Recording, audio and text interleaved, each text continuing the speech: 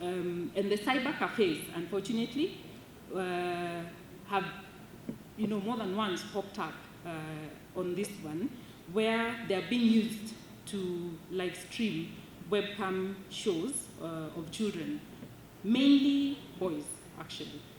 So there's a shift in trend there where, of course, previous studies have indicated that girls have been more at risk of sexual exploitation, but more and more, increasingly, we're seeing boys are also more at risk, especially in the coastal region. So that's something that we need to note. There are private rooms in cyber cafes at the back of the cyber where, to access you actually have to pay and then you go, and that's where the live streaming actually happens. Then this also is happening in private villas in the coastal regions, especially Kwale came out strongly, in Malindi. And then in Mtwapa, this was also mentioned. Then the last one is the distribution of sexual abuse material online.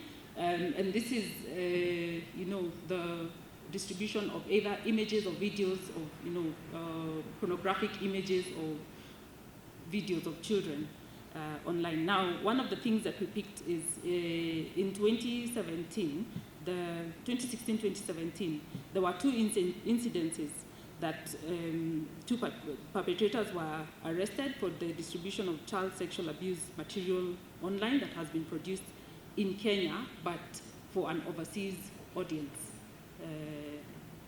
There was not clear evidence that this has actually been produced for consumption by the Kenyan population, but this is just two, again. So we need to figure out or understand through research, is there an existing market of consumers, for example, of child pornographic materials in Kenya? So that could be a research area.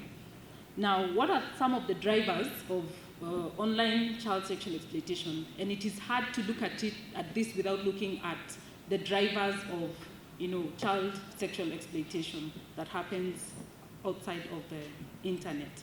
One of the things is there are some economic drivers where we're saying 42% of the Kenyan population lives below the poverty line. So that means children are vulnerable, and therefore they would be pushed into sexual exploitation.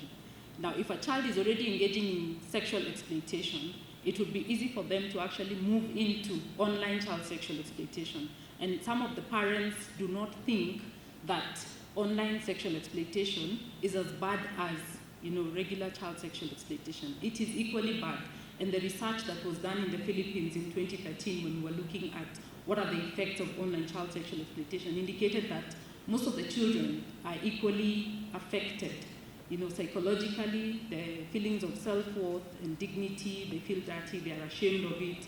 It is equally as bad as the physical, when it happens physically outside the internet.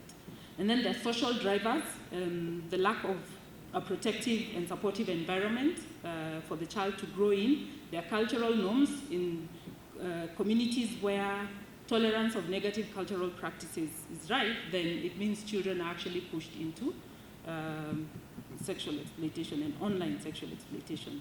And then there's one there that says inadequate action from state and private sector. Now, I would like to indicate that the inadequate action is not necessarily in relation to existence of policy, but it is more in line with the implementation of these policies, because the policies do exist.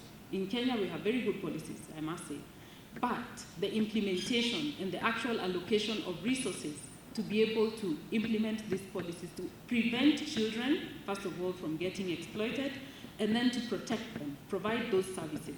The allocation of resources is limited and is a challenge. And then private sector. There's a role for private sector in preventing and responding to online child sexual exploitation. Now, does the private sector see the need? Definitely. I think there are some that have done quite a lot, especially I think Safaricom is doing something, GSMA is doing something, Google is doing something. But how do we, make it all work together? so that we are not duplicating resources and efforts. But there's a lot more that needs to be done. I look at private, every time people talk about private sector, it's the big companies that come to mind. But then there's also the informal private sector. You know, what are we doing with the cyber cafes, for example? Do they feel like they are responsible? Does that person think they are responsible for creating that safe environment, in as much as it is a point of access to the internet for children? So we need to rethink, when we talk about private sector, can we rope in the informal private sector that also has a role to play in this?